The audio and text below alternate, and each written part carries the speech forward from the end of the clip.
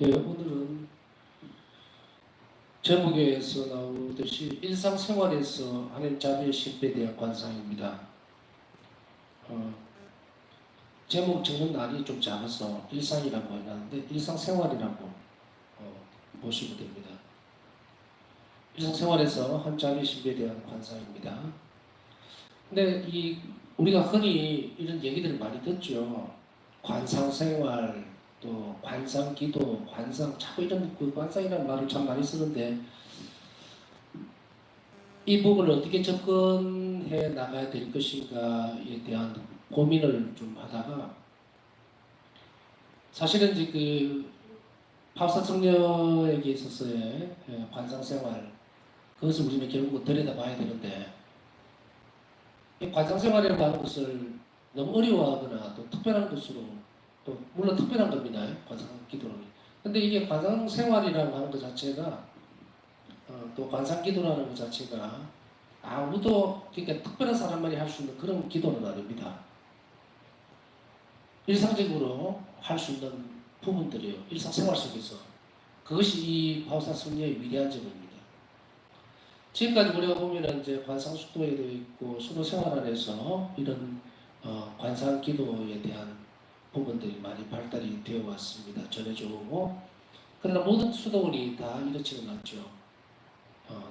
그래서 각 수도마다 또 그 성인에 따라서 관상기도에 대한 방법들이 좀 다른 것으로 저는 알고 있어요. 그래서 이거는 이런 부분은 이렇고 저런 부분은 저렇다라는 것을 말씀드리고 싶은 것이 아니고 사실은 이 일상생활에서 한 자비의 신비된 관상을 이 테마를 해야 될까 말아야 될까 참 고민을 많이 했어요. 왜냐하면 이 부분들을 하려면 아주 많은 부분들을 다뤄야 되기 때문에 이것을 어떻게 하지 이렇게 생각하다가 그냥 개념 정리 정도에서 거쳐야 되겠다. 저는 또 말씀드렸지만 이 부분들을 대하려면 여러분들 너무 그렇게 걱정할 필요는 없다고 저는 생각이 돼요. 결론적으로. 왜냐하면 관상생활이라는 것 자체를 하우사 성경은 일상생활 속에서 해왔다고 하는 거예요. 일상생활 속에서 관상생활을 해왔다고 말씀을 드릴 수가 있는데 그렇기 때문에 우리는 특정한 어떤 대상 없이 누구나 할 수 있는 것이다. 이렇게 결론적으로는 얘기를 할 수 있습니다. 그러나 반복적인 면에 있어서는 바울사 성께서 어떻게 하셨는지 우리는 정확하게 잘 보고 잘 따라가야 됩니다. 말 그대로 생활이거든요. 관상 기도, 관상 생활 안에서의 기도가. 그래서 이것을 우리가 잘 이해하고 우선 넘어갈 필요가 있습니다. 사실은 이 부분들은 어떤 뭐 체계적이거나 신학적으로만 딱 정립시켜 놓는 건 그건 별로 의미가 없어요.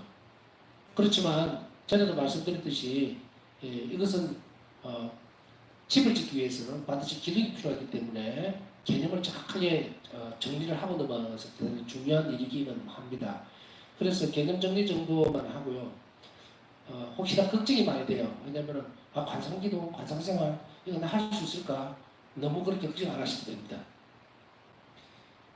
오늘 모든 일들을 다 정리하는 것도 아니고요.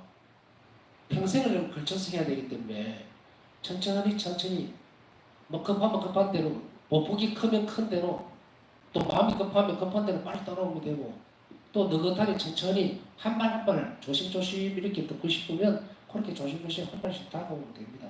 그러니까 이것은 뭐 특별한 사람들 위해서 또 어떤 한정적인 어떤 상황에 놓여 있는 그러한 사람들에게만 주어진 것이 절대 아니고 모두에게 다 열려 있고 그리고 이 관상 기도나 관상 생활은 결국은 그리스도인들이 완전을 추구해야 되기 때문에 반드시 해야 되는 거예요. 묵상 기도라든지 영경 기도에서 뭐 거치 있으면 안 됩니다. 그리스도인들의 완성을 위해서는 관상 기도를 반드시 넘어가야 돼요. 관상 생활을 반드시 해야 합니다. 그 이유가 뭔지, 도대체 무엇이기 때문에 그걸 해야 되는지. 그런데 우리는 이것을 관상생활이다, 관상기도다, 이런 말을 탁 하다 보니까 어려워져 보이는데, 실제로는 이걸 풀어줄 테니까, 이걸 풀어주면, 그거 우리가 하려고 하는 거 아닌가? 아주 쉽게 알아들을 수 있도록. 그러면 이제 오늘은 그까지만 하고, 그 다음에 이제 평생 풀어나가야 합니다. 여기에서는 이제 세미나를 통해서 또 피정을 통해서 지속적으로 계속적으로 가르쳐 주거든요. 말 그대로 관상 생활을 할 수 있도록. 그 삶이 바로 관상적인 삶이 될 수 있도록 그렇게 만들어 줄 거예요. 그러니까 이제 그러면 여기에서는 특별한 것이 방법들이 무엇이 있을까? 아마 그 전에 다루었어요. 다 다루었던 부분입니다. 무엇을 다루었을까요? 어제 다루었어요. 바오사 성령에 있어서 예수님은 무슨 말씀을 하셨어요? 하느님을 알기 위해서는 가장 위대한 속성인 자비를 묵상하랬죠. 자비를 묵상하라. 그겁니다. 하느님 자비에 하느님의 가장 큰 속성인 그 자비를 묵상함으로 인해서 모자이크 같이 조금씩 만들어져서 그것이 어디로 넘어갑니까? 하느님과 일치되고 싶어하는 욕구, 열망이죠, 열망. 그 열망에 이르러서 하느님과 하나가 되면 그 일치가 되면 그게 관상이에요. 그러니까 어떤 길인지 아시겠죠? 하나님 자비에 대해서 끊임없이 묵상하고 그리고 이웃에게 늘 자비로운 태도로 계속해서 나가는 것 이게 관상생활로 넘어가는 길이에요. 정리를 하면 이렇다 이 말이에요. 그러니 뭔가를 관상생활은 따로 뭐 뚝 떨어져서 따로 떼놓고 교육을 잘 받아야 되고 뭐 이렇게 해야 되나? 아닙니다. 만일에 여러분들이 지금까지 제가 하고 있는 강의들을 쭉 잘 받고 그리고 특히 또 그 바오사 성령의 일기 통독 묵상을 빠지지 않고 들었다면은 이미 관상 생활을 할 준비는 되어 있는 거예요. 왜냐하면은 그 안에서 모든 발판들은 그 일기 안에 다 들어가 있어요. 그리고 그것을 실천할 수 있는 부분들은 어떤 것인지 이제 조금 더 광범위하고 그리고 세세하게 현실적으로 끌어내오는 그 작업들이 남아있는 거예요. 그렇기 때문에 이 부분들을 다 여기서 다룰 수 없죠. 그러니까 삶을 살아가면서 그렇게 살아보자 이 말이에요. 그러나 오늘은 다룰 것은 관상은 도대체 무엇이며 합사 성령에 있어서 이 관상은 어떤 단계를 거쳐서 넘어갔는가 그거 정도만 살펴보도록 하겠습니다. 좀 전에 말씀드렸듯이 하는 자비의 신비에 대한 묵상 이것이 출발이 됩니다. 그 다음에 자신의 마음과 행위 안에서 하는 이 속성을 계속해서 봐야 돼요. 무슨 말이냐면 내 마음 안에서 하는 자비 그리고 행위 안에서 내가 실천하고 있는 일들 또 하고자 하는 그런 일들 그 안에서 하는 이 속성 자비를 계속해서 살펴봐야 됩니다. 이 부분들을 모르겠습니까? 이미 다 다루었어요. 창조에서 하는 자비 그리고 인간 창조에서 하는 자비 구원사업에 있어서 하는 자비 계속 다루었죠. 그걸 계속 속성이에요. 그걸 계속 묵상해야 합니다. 어제 그거 내가 공부했으니까 필요 없다? 아니죠. 그 부분에 있어서 하나님 자비를 완전히 받아들일 때까지 계속 묵상해야 돼요. 그런 재료들을 지금까지 다 여러분들이 준 겁니다. 그렇기 때문에 나는 저 강의를 지금까지 잘 들었다. 공부 많이 했다. 그러면은 제가 줄 수 있는 점수는 빵점입니다. 빵점이에요. 누가 무심코 지나갔던 것들 고해성사라든지 성취성사, 영성체전에 내가 배웠을 때 이랬었는데 정말 어느 순간에 예수님께서 이러한 성취성사로 당신 자신을 남겨놓은 그 하나님 자비를 내가 받아들이고 그리고 내 영혼이 느끼기 시작하면 그건 뭡니까? 지식적인 것이 실천적인 부분으로 넘어가 버렸죠. 존재되어졌죠. 그럼 하나님 자비의 속성에 대해서 난 알게 될 거예요. 이런 과정들을 그 다음에 보게 됩니다.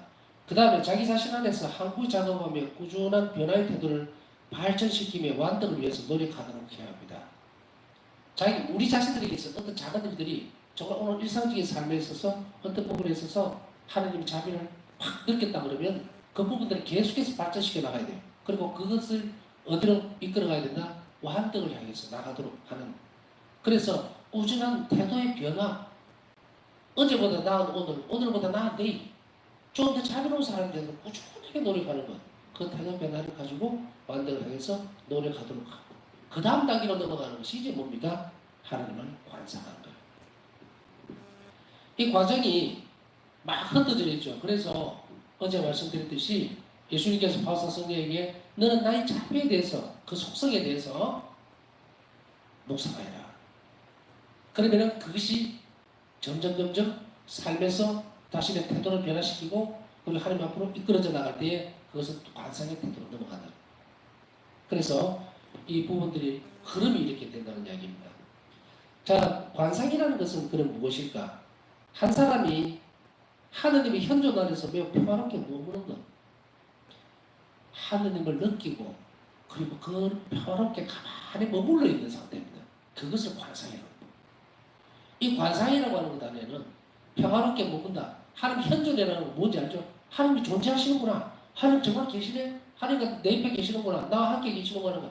그 상태 속에서 평화롭게 머무는 거예요. 그대로 가만히 있는 거예요. 그것이 바로 관상입니다. 출이라든지 출홀이라든지 생각이라든지 이게 없어요. 없는 상태입니다. 관상은. 뭔가를 만들어낼 필요도 없고 내가 뭔가를 추리를 할 필요도 없고 묵상을 하기 위해서 뭔가를 끌어올 필요도 없어요. 뭔가를 상상을 할 필요도 없어요. 할 수도 없고 그 상태는 아니에요. 이것들이 전부 다 배제된 상태. 여러분들이 이런 경험들을 사회적 생활 속에서 한 번씩 하실 때도 있고요. 어떤 때는 어떤 상태를 잘 표현을 할 수 있느냐면 그냥 평화 가운데 머물러 버리는 상태. 하나님 은총 속에 이렇게 폭 파묻혀 있는 그런 상태의 느낌들. 제가 메주고리를 처음 갔을 때 그 메주고리에 도착을 해서 발을 딱 디디는 순간에 하나님 존재에 대해서 그냥 알게 되는 그냥 평화롭고 하나님 계시는구나. 존재적인 문제. 아, 계신다. 설명이 필요 없어요. 짧은 순간이든 또 긴 순간이든 그건 바로 그 부분, 그게 관상 상태예요. 뭔가를 이렇게 이해하고 갖다 붙이고 뭐 다른 어떤 이론적인 거라든지 이런 거 다 갖다 붙여서 만들어 놓고 그래서 결론적으로 이렇다. 그거 아니거든요. 그거 아닙니다. 그래서 여러분들이 이제 한마디로 사전적 의미일 수도 있지만 확실히 명확하게 관상은 하나님의 현존 안에서 매우 평화롭게 머무는 것. 어떤 한 분이 오늘 혹은 내일 혹은 어제 성체 조변을 갔어요. 성당 앞에. 성당 안에 성체 조변을 걸어서 성체 앞에 딱 앉았는데 잠깐 순간에 하나님의 평화가 내 안에 확 밀려들어오면서 정말 하나님이 존재하시는구나. 하나님은 나에게 참 은혜롭고 좋은 것만 주시려고 하시는구나 하고 딱 그게 맞아떨리는 그 존재적인 순간이 있다면 그게 관상 상태예요.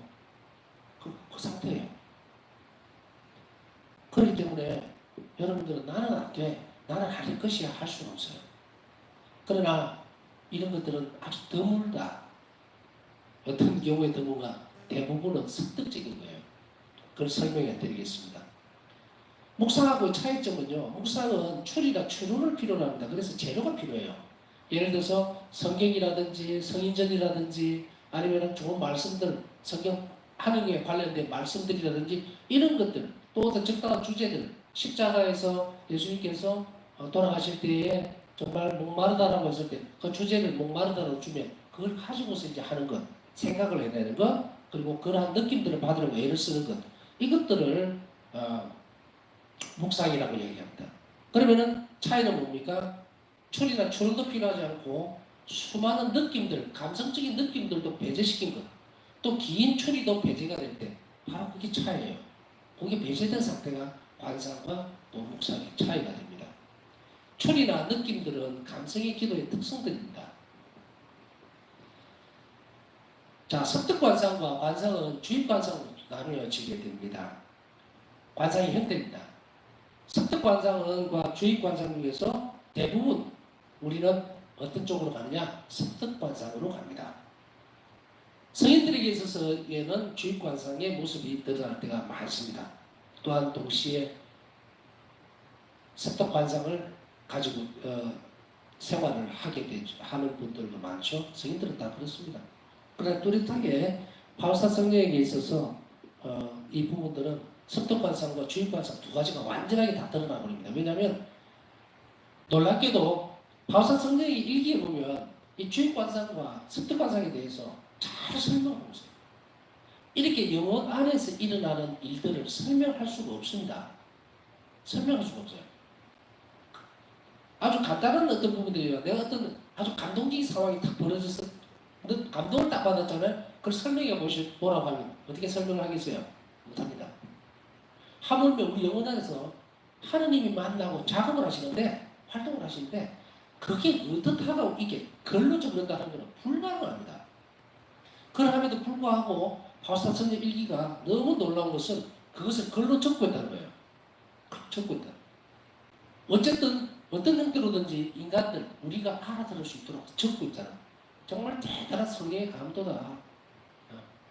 예수님께서 그렇게 적으시도록 하지 않았다면 우리는 그 글들을 읽을 수가 없어요. 그래서 우리는 이렇게 쉽게 이 일기책을 그냥 넘어가면 안 됩니다. 계속해서 얼마나 우리 영혼 안에서 울림이 있는 그 일들을 직접적으로 우리에게 주시려고 애를 쓰는지 모릅니다. 그래서 대단히 놀랍다. 자, 섭득관상에 한번 살펴보겠습니다. 섭득관상은 하나님의 은총과 인간 영혼의 노력으로 합쳐졌을 때의 이 관상이 되는 거예요. 섭득, 말 그대로 얻는 거죠. 노력해서 얻을 수 있는 거예요. 그렇기 때문에 섭득관상은 바로 기도생활이라든지 여러 가지 우리 노력과 플러스 하나님의 은총이 결합이 됩니다. 그 다음 단순화된 감성의 기도입니다. 단순화된 감성의 기도예요. 감성들, 오감을 가지고서 기도하는 것들, 기쁘다, 슬프다, 뭐 이런 그런 부분들 있죠. 그 감성적 부분들의 기도인데 아주 단순화된 거예요. 이 부분들은 우리가 일반적으로 느끼 슬프다, 기쁘다, 좋다, 나쁘다 이 부분들은 단순한 것이 아닙니다. 복잡하게 되어 있어요. 그것이 싹 배제되고 있는 감성의 기도, 그것이 바로 습득관상입니다. 경배와 사랑의 감정이 합쳐져서 하나님을 단순하게 의시한 것, 하나님께 대한 경배와 또 사랑이 합쳐져서 단순하게, 정말 이 부분을 어떻게 이해를 할 수 있겠는가? 사랑하는 사람이 아주 사랑하는 사람을 바라보는 눈, 감정도 감정이 없어서가 아니죠. 단순화된 감정이 이런 거예요. 너무 좋으니까 그냥 아무 생각 없이, 그래도 이 안에 꽉 차가 있는 그런 상태, 그렇게 바라보는 거, 그거예요.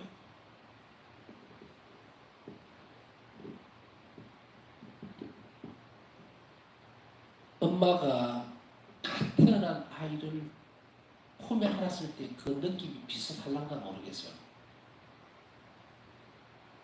너무도 사랑스러워서 그냥 억제되어 있는 단순화된 감정들, 감성을 가지고 내려보는 그 시선으로 보면은 우리가 조금 이해를 할 수가 있죠. 자, 섭득관상은 바로 이 부분입니다. 여기서 섭득관상의 특징은, 아까 얘기했던 관상의 특징은 하나님 현존을 그대로 받아들이고 그대로 바라보고 있는 거예요. 그 상태를 이야기하는 거거든요. 그렇기 때문에 이것은 단순함이라고 하는 것이 들어가 있고요. 주입관상은 말 그대로 주입시킨다 이런 말 많이 들으셨죠? 주입 갖다 부어준다는 거예요. 이것은 인간의 노력이나 원이라든지 이거하고는 무관합니다. 그저 하나님 선물이에요. 그래서 하나님이 원하셔서 성령의 선물로 일어나는 것, 그것을 주입관상이라고 해요. 바울사도의 일기에 이 주입관상에 대한 부분들은 많이 드러납니다. 일기에 쫙 적어놓습니다. 갑자기 하나님 현존이 나를 꿰뚫었다, 뭐 이런 식으로. 그게 바로 주입관상입니다. 바울사도에 있어서 특별히 이 주입관상이 자주 나타났죠. 관상 상태에 놓여있는 영혼들은 긴 묵상이나 지적 탐사를 필요로 하지 않고 그냥 자연스럽게 하나님 알게 돼요. 그냥 주님께서 계시는구나. 존재적인 것. 그냥 주님께서, 하나님께서 계시네? 이렇게 아니라 하나님 속성에 대한 것들을 그냥 알아듣게 돼요. 그 상태가 이 영혼들은 자연스럽게 받아들이게 됩니다. 어린이가 엄마를 사랑하듯이 하나님은 거의 본능적으로 사랑합니다. 이래 되는 게 아니라 본능적으로 사랑하게 됩니다. 이 관상 상태에 들어가 있는 영혼들은 이렇습니다. 관상 상태는 계속적으로 지속적일 수도 있고 끊어질 수도 있고 단편적일 수도 있어요. 그래서 관상 생활을 하는 부분들은 말 그대로 24시간 한 1초도 없이 빠짐없이 계속 관상 상태에 놓여 있는 영혼들이 있을 수도 있고요. 그 영혼 누굽니까? 호사성이에요. 잘 때도 계속 하나님 상태까지 들어와 있다가 영혼 안에서 일치되어 있는 그 상태가 끊어지지를 않았다. 그러나 보통은 어떻게 되는가? 이 관상 상태가 뚝뚝뚝뚝 끊어질 때가 있어요.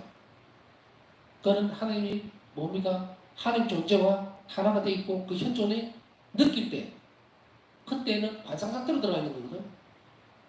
그러나 이것은 짧게 일어나는 경우가 굉장히 많다는 겁니다. 지속적으로 일어나주려면 어떻게 됩니까? 우리 삶이 계속적으로 늘 언제나 어디서나 누구에게나 자비로운 사람이 되면 관상 상태는 계속해서 연결이 되어집니다. 자, 관상을 위한 조건을 볼까요?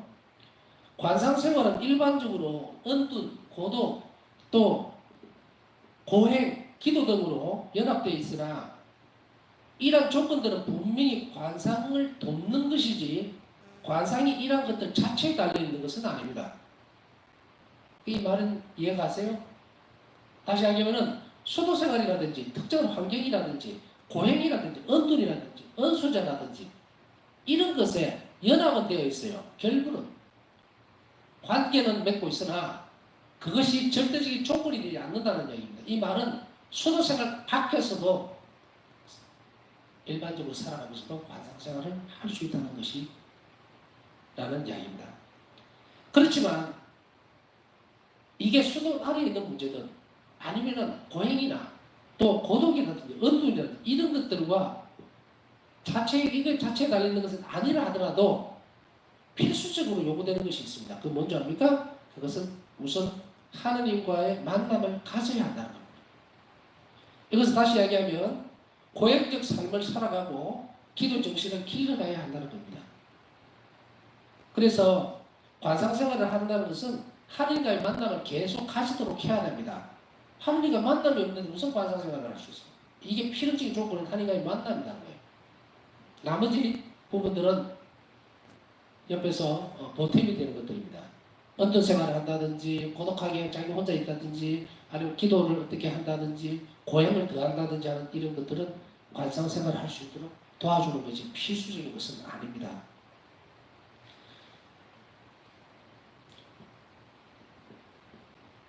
고행이라든지 다시 이야기할게요. 고행이라든지 절제 삶을 살아가고 그리고 기도 정신을 길러가야 한다는 이 두 가지 조건이 이 두 가지는 바로 하나님을 만날 수 있는 부분들이 됩니다. 고행적 삶을 살아가지 않는다면 하나님을 만날 수 없어요. 십자가를 지고 가지 않으면 하나님을 만날 수 없어요. 잘 알죠? 그래서 우리에게 있어서는 십자가는 뭡니까? 하나님을 만날 수 있는 가장 빠른 지름길이니까 이 십자가 이걸 고행이라고 표현했죠. 그 다음에 기도 생활, 기도의 정신을 길러나가는 것, 기도를 끊임없이 점점 늘려가는 것. 그것이 두 가지가 되는 것은 무엇 때문입니까? 하나님 만나기 위해서 하는 거잖아요. 그거. 무슨 뭐 용돈이나 달라고 그러고 내 오늘 먹을 양식이나 달라고 하는 건 기도 아닙니다. 기도의 정신은 이 기도는 깊이 있는 것은 하나님과 일치 문제예요. 하나님을 만나려고 하는 거예요. 그래서 이 십자가, 고행의 정신과 그리고 기도 정신을 길러가는 것은 하나님을 만나기 위한 것이고 이 하나님과의 만남은 반드시 관상을 위한 조건이 됩니다. 파우스티나 수녀에게 있어서의 관상은 보면 파우스티나 수녀에게 있어서 관상은 단지 성당 안에서나 기도하는 동안에만 제한된 것이 아니라 일상생활의 모든 환경, 다시 이야기하면 저 삶 전체에 걸쳐진 것이었어요. 그래서 관상의 핵심은 세상에서 격리된 상태에 있는 것이 아니고 의식적으로 하느님과 함께 머무는 것이 있습니다. 이거 잘 기억하셔야 돼요. 의식적으로. 관상의 핵심이에요. 하느님과 계속 머물고 싶어 하는 것. 함께 있고 싶어 하는 것. 일을 할 때나 기도할 때나 생활할 때나 기도는 기도대로 하고 하느님과 함께 의식적으로 있으려고 하는 것이 없으면 그 기도는 뭐다? 그냥 중얼거리는 거예요.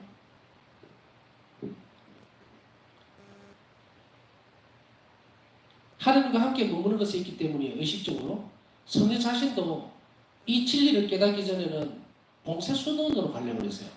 아까 이 말씀드렸죠? 봉쇄, 언둔 생활 이거 조건이 돼요. 관상생활 조건 아닙니다. 결부는 되어 있어요. 그런데 바우스타 성녀는 바로 이 부분들을 알지는 못했기 때문에 봉쇄 수도원으로 가려고 계속 원했지만 예수님께서는 모든 성소에서 모든 환경에서 단조로 말해서 또 지극히 현세적 의무들을 수행하는 모든 인간적인 삶 안에서 관상의 정점을 얻는 것이 가능하다는 것을 보여주시기 위해서 자비 숙련을 떠나지 못하게 하신 겁니다. 자, 습득관상. 이것은 결국 광범위해서 오늘 다룰 수는 없겠습니다.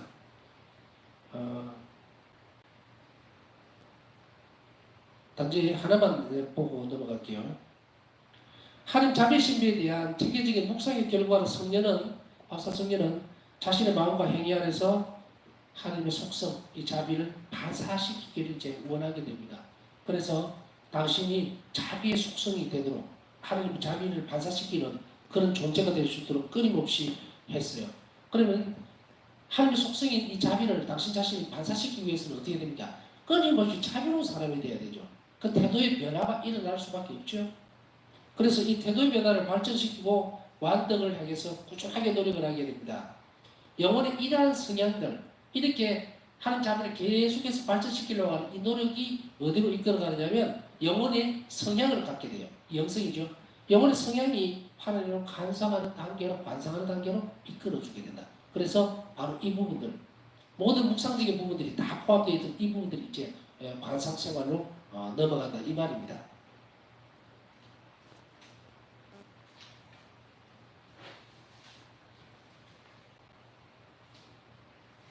자, 그 다음에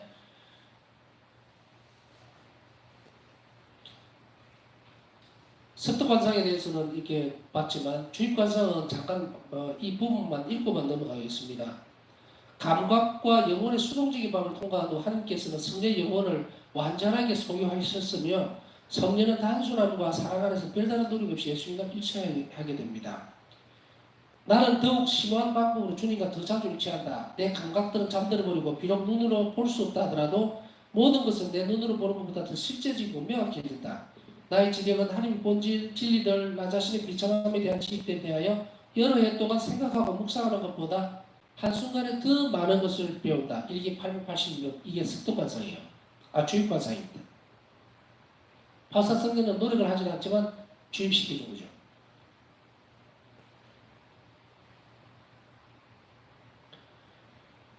일기 767번 시가상 읽어드리지는 않겠습니다. 한번 나중에 참고해서 한번 보십시오. 주입관상에 대해서 구체적인 언어로 표현을 하고 있는데 놀라울 정도입니다. 성녀는 별다른 신학적 교육을 받지 않았으나 관상의 본질, 결과와 방법, 그리고 그의 영혼은 어떻게 이 상태를 체험했던가를 단순하고 구체적인 언어로 표현을 해주고 있습니다.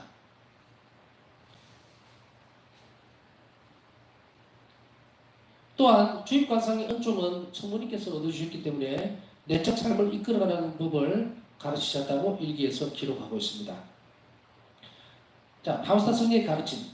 신학자들 이론처럼 주입관상의 은총은 하나님께서 그 은총을 받을 만한 능력이 있는 영혼, 다시 하면 영의 수동적 밤에 고통스러운 정화를 거친 영혼들에게 베푸시는 거예요.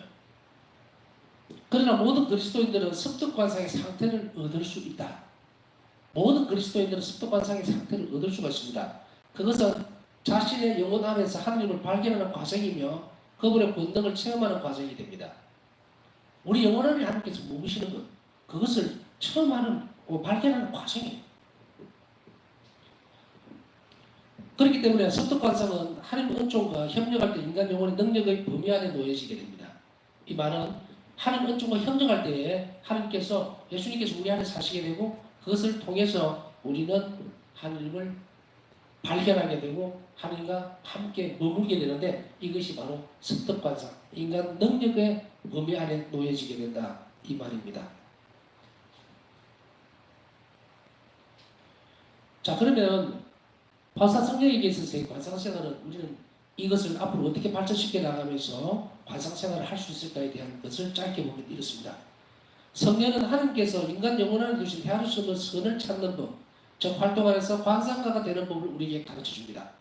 인간 영혼 안에 두신 헤아릴 수 없는 선한 것들, 그것들을 찾고 그리고 발견하고 감사드리고 실천하고 그런 노력들을 계속해 나감으로 인해서 관상가가 되는 법을 가르쳐 줍니다. 두 번째로 신앙을 이런 황홀한 세계 안으로 들어가기 위해서는 내적 삶을 철저하고 진지하게 결심해야 한다고 가르칩니다. 관상 생활을 하기 위해서는요, 영혼은 죄에서 정화가 되어야 됩니다. 그렇기 때문에 끊임없이 자신의 죄를 돌아보는 이 과정들도 철저하게 해야 될 뿐 아니라 감각이나 지력으로 의 주어지는 자극들부터 정화되어야 합니다. 감각이라든지 지력들, 잘못된 생각들, 잘못된 지식들 이것에서 전부 정화가 돼야 돼요. 정화가 되는 그 과정들을 거쳐야만 우리는 바로 관상생활 안으로 들어갈 수가 있게 됩니다. 요약하면 죄, 감각, 지력 이런 것들에서 정화가 되도록 노력을 해야 합니다. 이거 어떻게 정화될 것인가? 걱정하지 마십시오. 여러분들이 이 시간들뿐 아니고 자비신심에 대해서 점점 많은 것을 배우게 되면 그 안에 이 부분들도 다 다뤄주게 됩니다. 그러니 천천히 따라오시는 말이 그 말입니다. 세 번째로 더 많이 정화된 영혼은 수도원에서 살든 세상에서 살든 관계없이 자신의 영혼 안에서 살아계신 하나님을 더 잘 발견할 수 있고요. 그분과 개인적 결속을 더 깊이 하고 발전시킴으로 인해서 그분을 더 잘 관상할 수 있다고 가르쳐 줍니다. 오늘은 관상에 대해서 좀 살펴봤습니다만은 사실은 이제 바오사 성령님께서 가르치는 관상 생활에 대한 것은 우리가 기운을 용기를 가질 수 있는 것은 뭐냐면 일상생활에서의 관상이기 때문에 저를 포함해서 여러분들 누구나 할 수 있어요. 그래서 앞으로 삶을 살아가면서 이 부분들을 잘 가르쳐 줄 겁니다. 어떻게 하면 관상생활을 할 수 있는지. 너무 단순해요. 아주 단순합니다. 일상생활 속에서 우리가 작은 노력들을 통해서 어떻게 관상생활을 할 수 있는지 여러분들이 점진적으로 계속 기도하면서 잘 따라와 준다면 여러분들이 관상생활을 하는, 그러나 본질적인 건 뭡니까? 하나님과 함께 살고 싶은 거예요. 하나님 내 영혼 안에서 살았으면 좋겠다. 정말 간절히 바란다. 이것이 기반이 되지 않으면 관상생활을 못한다. 이 열망이 있어야 합니다. 오늘 우리는 일상시간을 통해서 그런 열망들을 우리 안에 불러일으켜 주십사하고 바오사 성령의 이름으로 간절히 주님께 청을 필요가 있을 것입니다. 그리고 또한 내적 생활의 관장자이신 성부님께 우리를 도와주십사하고 그리고 그런 열망과 그리고 열정을 가질 수 있도록 그런 은총들을 베풀어 주십사하고 이 시간에 주님께 또 성부님께 간절히 청하도록 합시다.